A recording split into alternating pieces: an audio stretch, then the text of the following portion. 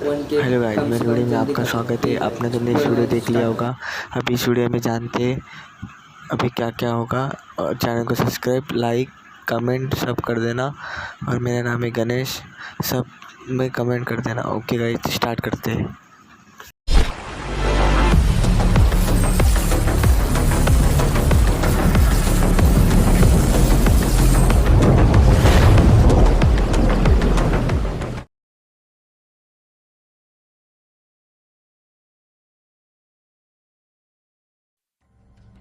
करण के पीठ पीछे की हुई केशव की सारी प्लानिंग फेल हो चुकी थी। करण को मारने के लिए केशव ने प्रताप को औषधालय को जलाने के लिए कहा था, लेकिन करण बच गया और प्रताप ने बिना करण के ही औषधालय जला दिया। केशव डाकू भैरव सिंह से लड़ने के लिए चला गया था। वो पूरा काम प्रताप को सौंप गया था। करण को भी इस बात की खबर लग चुकी थी कि औषधालय को प्रताप ने ही जलाया है, लेकिन औषधालय के जलने से उसे बहुत बड़ा झटका लगा था। औषधालय की सारी औषधियां जल गई, जिनकी मदद से वो योग शक्तियां पाना चाहता था। उसे अभी कुछ सूध नहीं थी। वो भागता दौड़ता आग बुझाने के लिए गांव के लोगों को इकट्ठा कर रहा था। उधर आग भयानक रूप ले चुकी थी। कुलपति जी, उनकी पत्नी और बाकी वहां खड़े सभी लोगों का मन बहुत दुखी हो गया था। औषधालय की औषधियां ही पूरे गांव के इलाज के लिए काम आती थी। कुलपति जी हताश हो गए थे। उनके सामने औषधालय धुआं धुआं हो रहा था और वो कुछ नहीं कर पा रहे थे। उनके बरसों की मेहनत और बुजुर्गों की देन आग की लपटों में जल रही थी। चारों ओर हाहाकार मच गया था। किसी को अपनी आंखों पर यकीन नहीं हो रहा था कि औषधालय उनके सामने जल रहा है। सबकी आंखों में आंसू भरे हुए थे। तभी केशव के पिता झूठ मूठ का नाटक करते हुए वहां पहुंचते हैं। उन्हें वहां करण कहीं भी नजर नहीं आ रहा था। उन्हें भी प्रताप की तरह यही लग रहा था कि करण औषधालय के अंदर है। वो कुलपति जी के पास जाकर कहते हैं, हे राम, ये क्या हो गया? कैसे हुआ ये सब? औषधालय में आग कैसे लग गई? कोई बुझाओ इस आग को। कुलपति जी, हमारे बुजुर्गों की संपत्ति आग में जल रही है, कुछ करो। केशव के पिता केशव और प्रताप, इन तीनों ने मिलकर ही करण को मारने के लिए औषधालय को जलाने का प्लान तैयार किया था। लेकिन कुलपति जी और बाकी सब इस बात से अनजान थे। करण को यह बात पहले ही पता थी, लेकिन उसने केशव की इज्जत बचाने के लिए यह बात कुलपति जी को बोलने की हिम्मत नहीं की। अगर पहले करण कुलपति जी को यह बात बता देता तो शायद औषधालय जलने से बच जाता। यही बात करण के दिमाग में भी घूम रही थी। केशव के पिता परेशान होने की एक्टिंग कर रहे थे। उनकी घबराहट और परेशानी देखकर सब बातों से अनजान कुलपति जी उनसे कहते हैं, पता नहीं कैसे औषधालय में आग लग गई। मुझे तो अपनी आंखों पर यकीन ही नहीं हो रहा है। हमारी सारी मेहनत आग में जल गई। कुलपति जी की हालत खराब हो गई थी। उनकी पत्नी भी आंखें चौड़ी करके खामोश होकर बैठ गई थी। केशव के पिता को करण कहीं भी नजर नहीं आ रहा था। उन्हें यह तो पक्का यकीन था कि करण अंदर ही आग की लपटों में आ गया है, मगर वो इस बात से परेशान हो रहे थे कि कोई भी करण की बात अपने मुंह से क्यों नहीं निकालता। कुलपति जी और बाकी सबको खामोश देखकर केशव के पिता आंख में मगरमच्छ के आंसू लाते हुए कहते हैं, केशव भी यहाँ नहीं है। अगर वो यहाँ होता तो शायद ये नहीं होता। और करण कहीं नजर नहीं आ रहा है। केशव के पिता ने सामने से करण की बात अपने मुंह से निकाली, लेकिन करण के बारे में सुनकर भी किसी ने कुछ नहीं कहा। केशव के पिता को हैरानी ही हो रही थी कि कोई कुछ बोल क्यों नहीं रहा है। केशव के पिता कभी कुलपति जी के चेहरे को देखते तो कभी उनकी पत्नी के चेहरे को, लेकिन उन दोनों के करण के बारे में सुनकर कोई भी रिएक्शन नहीं दिया। केशव के पिता को समझ नहीं आ रहा था कि हो क्या रहा है। उनको तो बस यही पता था कि करण अंदर औषधालय में है, लेकिन उन्होंने जब करण की बात निकाली तो किसी ने कुछ नहीं कहा। इसी बात ने उन्हें चिंता में डाल दिया था।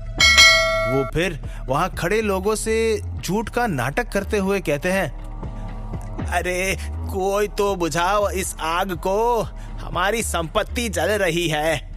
केशव बाहर गया हुआ है और करण का भी कुछ पता नहीं है।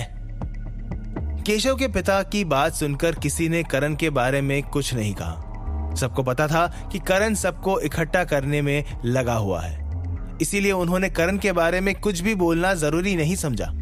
लेकिन केशव के पिता की चिंता बढ़ रही थी। उन्हें कुछ समझ नहीं आ रहा था कि करण की बात क्यों कोई नहीं करता। केशव के पिता खामोश होकर एक जगह खड़े हो गए। वो करण को लेकर सोच में पड़ गए। जितने लोग देख रहे हैं प्लीज़ लाइक कर देना, चैनल को सब्सक्राइब कर देना और कमेंट कर देना जल्दी। और आपने तो देखा अभी क्या हो रहा है। चलो स्टार्ट करते हैं वीडियो को फिर से। गए थे वो बार बार औषधालय में लगी आग को देख रहे थे। औषधालय इतना बड़ा था कि आग लगने की वजह से उसमें कुछ दिखाई नहीं देता था। कुलपति जी, उनकी पत्नी और बाकी गांव वाले भी यही सोच रहे थे कि आग किसने लगाई।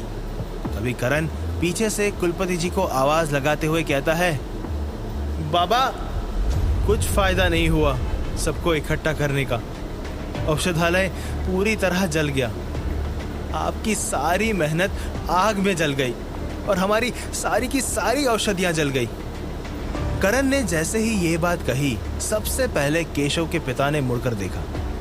उन्होंने जैसे मुड़कर पीछे देखा तो उन्हें भीड़ में सबसे आगे करण खड़ा हुआ दिखाई दिया। करण को देखकर उनकी आंखें फटी की फटी रह गई। करण को अपने सामने देखकर उन्हें अपनी आंखों पर विश्वास ही नहीं हो रहा था। उनका दिल बैठ गया था। वो दोनों हाथों से अपनी आंखों को साफ कर रहे थे। उनका मन घबराने लगा था। उन्हें सब कुछ सपने जैसा लग रहा था। वो यही सोच रहे थे कि करण कैसे जिंदा बच गया। पूरा औषधालय जल गया और करण उनके सामने सही सलामत खड़ा है। प्रताप केवल औषधालय को ही जलाकर चला गया। प्रताप पर उन्हें बहुत गुस्सा आ रहा था। तभी करण उनके पास आकर कहता है, ताऊ जी, पूरा औषधालय आग में जल गया। बाबा की और आपकी बरसों की मेहनत जल के राख हो गई। करण के मुंह से औषधालय की बात सुनकर केशव के पिता को बहुत गुस्सा आ रहा था। करण को जिंदा देखकर उनका खून खौल रहा था। उनका मन कर रहा था कि वो अभी करण को जलती आग में फेंक दे, लेकिन उन्हें सबके सामने नाटक करना पड़ रहा था। वो नाटक करते हुए करण से कहते हैं, कोई बात नहीं करण, होनी को कौन टाल सकता है। मेरा बेटा केशव यहाँ नहीं है, नहीं तो वो कुछ भी करके औषधालय को जलने से बचा लेता। केशव के पिता ने जैसे ही केशव की बात कही, वैसे ही कुलपति जी ने उनकी बात को पूरा करते हुए कहा, केशव यहाँ नहीं है, लेकिन प्रताप कहाँ है? आधी रात तक वो बाहर ही चक्कर लगा रहा था। उसे इस आग के बारे में जरूर कुछ ना कुछ पता होगा। कुलपति जी के मुंह से प्रताप की बात सुनकर केशव के पिता के माथे पे पसीना आने लगा था। उन्हें भी नहीं पता था कि प्रताप औषधालय जलाकर कहाँ चला गया है। वो झट से कहते हैं, मुझे प्रताप की कोई खबर नहीं है। मैंने तो कल रात से उसे देखा ही नहीं है। करण भी प्रताप की बात सुनकर चौकन्ना हो गया था। करण को पता था कि प्रताप ने ही औषधालय को जलाया है, लेकिन उसने सोचा कि ये बात सबको बताने का अभी ठीक समय नहीं है। उसे प्रताप और केशव पर बहुत गुस्सा आ रहा था। करण ने भी नहीं सोचा था कि केशव और प्रताप उसे मारने के लिए इस हद तक गुजर जाएंगे। आज अगर वो औषधालय से जल्दी अपने कमरे में ना चला गया होता तो पता नहीं क्या हो जाता। वो प्रताप की बात सबको बताना चाहता था, लेकिन उसकी हिम्मत नहीं हो रही थी। सभी गांव वाले प्रताप के नाम को लेकर चर्चा कर रहे थे कि प्रताप कहाँ गया है। तभी कुलपति जी करण से कहते हैं, करण, कल रात तुम भी तो देर रात तक जाग रहे थे ना? तुमने प्रताप को देखा क्या रात को? कुलपति जी के मुंह से प्रताप की बात सुनकर करण खामोश हो गया। वो सोच रहा था कि प्रताप का सब सच कुलपति जी को बता दिया जाए, लेकिन उसकी हिम्मत नहीं हो रही थी। उसने कल रात ही प्रताप को औषधालय की तरफ भागते हुए देखा था और पहले भी प्रताप और करण को औषधालय जलाने के बारे में प्लानिंग करते हुए सुन लिया था। कुलपति जी के सवाल को सुनकर उसने कुछ नहीं कहा और सच बात छिपाकर धीरे से ना में गर्दन हिला दी। उधर पूरा औषधालय सबकी आंखों के सामने जलकर राख हो गया था। सब खड़े खड़े ही देखते रह गए। आग इतनी भयानक थी कि कोई कुछ नहीं कर सका। कुलपति जी ने आवाज में वजन लाते हुए फिर गांव वालों से पूछा, तुम में से किसी ने प्रताप को कहीं देखा है क्या? अगर देखा है तो जल्दी मुझे बताओ। कुलपति जी की आवाज सुनकर गांव के किसी भी आदमी ने हाँ में जवाब नहीं दिया। सबने ना में गर्दन हिला दी। कुलपति जी और वहां खड़े लोग सभी एक दूसरे का मुंह देख रहे थे कि तभी करण को प्रताप सामने से आता हुआ दिखाई दिया।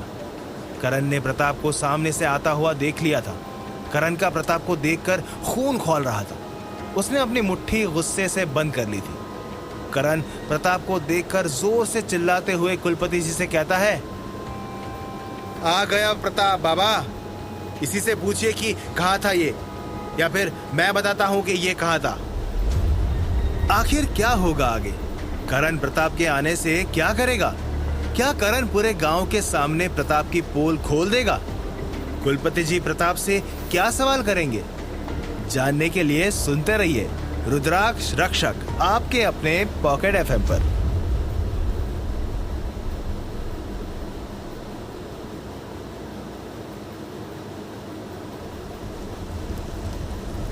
करण को प्रताप की पूरी खबर थी।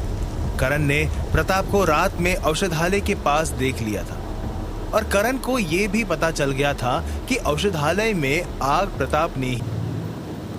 आपने तो देख लिया होगा क्या क्या हो गया अभी एपिसोड में। चलो अगले एपिसोड आने के लिए थोड़ा टाइम लगेगा। आप कमेंट ज़्यादा करोगे तो मैं जल्दी ला सकता हूँ। वीडियो बहुत मेहनत लगता है बनाने के लिए, देख सकते हो। और मैं कुछ बोल नहीं पाता पर क्यों, कैमरे की वजह से, इसलिए प्लीज़ आप एडजस्ट कर लेना। और नेक्स्ट वीडियो जल्दी आएगी, आप मुझे जल्दी कमेंट कर देना। अभी एपिसोड में तुमने देख लिया होगा क्या हो गया। अभी नेक्स्ट वीडियो आएगी जल्दी, आप जल्दी कमेंट कर देना, मैं जल्दी लाऊंगा। कभी कभी लेट भी हो सकता है, प्लीज़ गाइज एडजस्ट कर लेना।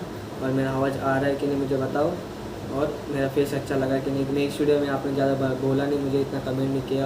अभी इस वीडियो में एपिसोड में बोल देना जल्दी, प्लीज़ गाइज। बाय। और चैनल को सब्सक्राइब, लाइक।